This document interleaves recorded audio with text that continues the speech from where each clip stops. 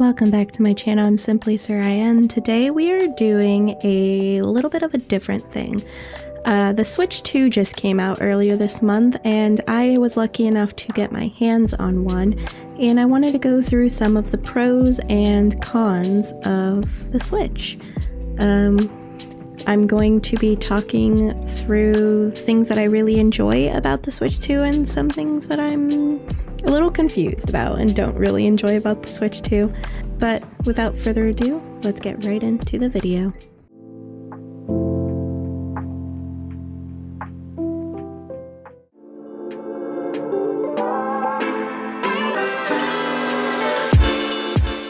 One pro of the Nintendo Switch 2 is the finish of the console. By that I mean the way the console feels. Instead of having like that really smooth plastic like the Switch 2 does on the Joy-Cons, where if you're playing for a long time it might start feeling a little bit sweaty or it might start slipping out of your hands and therefore you need to buy a grip. With the Switch 2, that's not really a problem. It has this really nice matte finish on the console, and the console itself, even though it's much larger, is still quite light, which is really nice and a really big bonus.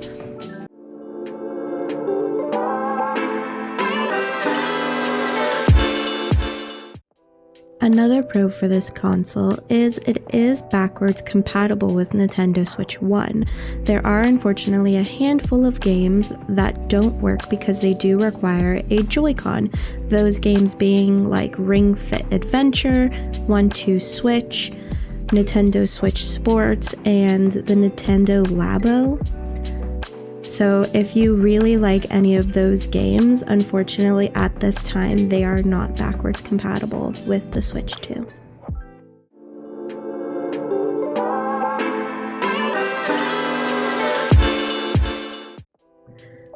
Another pro is obviously the GameCube. Anybody that grew up playing the GameCube, finally we have a legit port of the GameCube. You don't have to go on the internet to download like the Dolphin emulator. You don't have to do any of those routes. It doesn't have, so I'll go ahead and start it up. It doesn't have that many games at the moment, obviously, but it does have Wind Waker. It has Wind Waker, the best Zelda game. Besides, Twilight Princess is also great, but such a great game for it to be on launch. So great. And it loads beautifully. Obviously, the screen size is going to be a little bit smaller. Some people might say that is a con, but to me personally, I don't mind the screen size being a little bit smaller. That way that the font and the way the game looks is how it should. Because when you stretch out the screen, then it starts causing like distortion. But beautiful. I'm so excited to play this.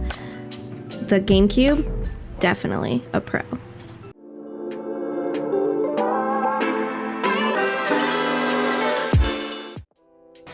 The last pro is Mario Kart World. This game is so well done.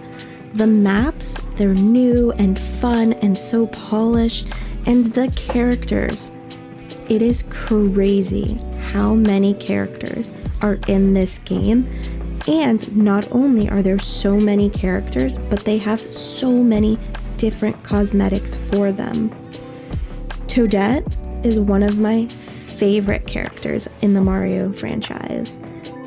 And she has not only her normal outfit, but I have been able through in-game, none of this is purchased, I have been able to find different cosmetics for her. Here's Pro Racer, here we have Soft Serve, and here we have the Explorer. I don't know if there are more of Toadette, but you can find different cosmetics for all of the characters, which is just a really fun way to implement more characters and more customization in a game that normally doesn't have it. I know a lot of people were hating that there was only this game at launch, but this game is so fun and so good that honestly, I'm not mad that this is the only Nintendo Switch 2 game at launch. I love it. I give this game 5 stars. I definitely would recommend this game.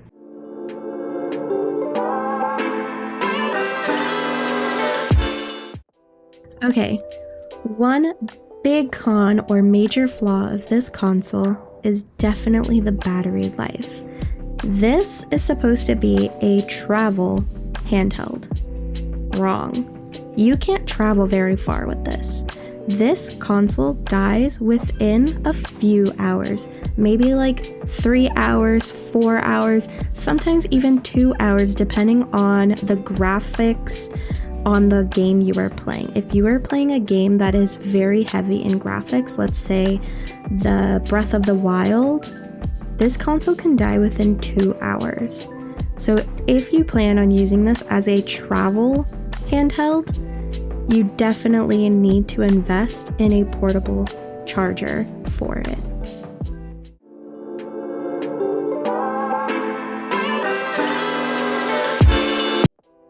Another con of the Switch 2 is unfortunately something that they are literally using to market and sell their console, and that is going to be the new C button on the Switch 2. This C button allows you to game chat with your friends. This allows you to play online and see each other. It's a great feature, but unfortunately, it's a feature that is blocked by a paywall. You unfortunately have to pay to use this button. Thankfully, there are ways to go around it where you can still utilize this button just by remapping it, but it's not the intended use. So that's definitely a big flaw. I don't understand how they're gonna have something that's literally attached to the console that you're not able to utilize. It's just a weird thing for me.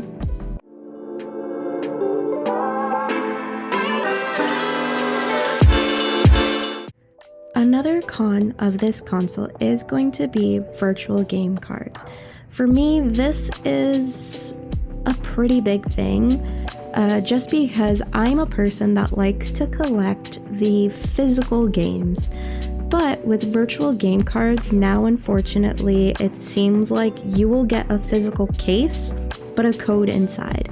I don't love that. I like having the physical game cards. I'm a sibling of 4 kids. I like to share with my brothers, and in this way, now I can't really give them a physical game card. I do like that the games are all in one spot. I don't have to go to the eShop, but I want to be able to collect these games and to have the physical cartridge and not have to go on the internet and download it. I want to just pop it right in and to play the game. So for me personally, I do think this is a big con. Well, those are my pros and cons of the Nintendo Switch 2. I definitely love it. I definitely recommend it. There are obviously going to have their quirks and their flaws, but honestly, what console doesn't have quirks and flaws? There's always going to be something that someone doesn't like. But I enjoy the console. I enjoy the game that they have so far, and it looks beautiful. It runs great.